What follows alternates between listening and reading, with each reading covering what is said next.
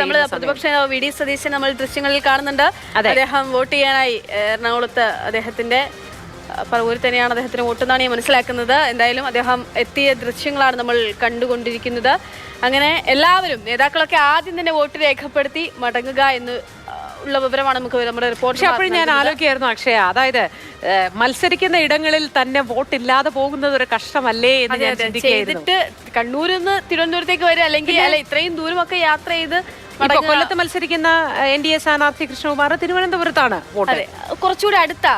നമ്മൾ മറ്റേതൊക്കെ നോക്കുമ്പോഴേ ഒരുപാട് ദൂരം, ഇത്രയും ദൂരം യാത്ര ചെയ്ത് KC വേണുഗോപാൽ, പന്ന്യൻ രവീന്ദ്രൻ, ഈ അടുത്ത ദൂരം എന്നതിലപ്പുറം സ്വന്തം വിജയത്തിൽ സ്വയം ഒരു നിർണായക പങ്ക് വഹിക്കാൻ കഴിയാതെ പോകുന്നു എന്നൊരു കാര്യം കൂടിയുണ്ട്. അല്ല, ഇവിടെ പ്രവർത്തകരും മുന്നണികളും തയ്യാറാണല്ലോ. അപ്പൊ സ്വാഭാവികമായിട്ടും ആത്മവിശ്വാസത്തിൽ തന്നെയാണ് സ്ഥാനാർത്ഥികൾ വോട്ട് രേഖപ്പെടുത്തുകയാണ്. അതൊരു സന്ദേശവുമാണ്, അവരുടെ വോട്ട് കൃത്യമായി രേഖപ്പെടുത്തുന്നു എന്നുള്ളത്. നമുക്കപ്പോൾ S രാഗിനുണ്ട്. വി ഡി സതീശൻ നമ്മൾ നേരത്തെ അദ്ദേഹത്തിന്റെ ദൃശ്യങ്ങളിൽ കണ്ടിരുന്നു.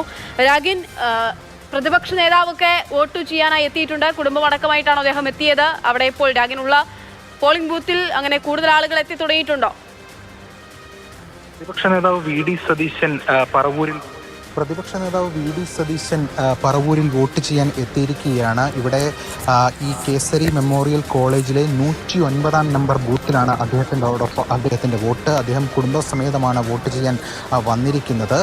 ഇപ്പോൾ തന്നെ അദ്ദേഹത്തിൻ്റെ സമ്മതിദാനാവകാശം വിനിയോഗിക്കും. എറണാകുളം ലോക്സഭാ മണ്ഡലത്തിലെ പറവൂർ നിയമസഭാ സെഗ്മെന്റിൽ ആണ് അദ്ദേഹത്തിന് വോട്ട് ഉള്ളത്. എന്തായാലും വാശിയേറിയ തെരഞ്ഞെടുപ്പാണ് എറണാകുളത്ത് നടക്കുന്നത്. കൃത്യം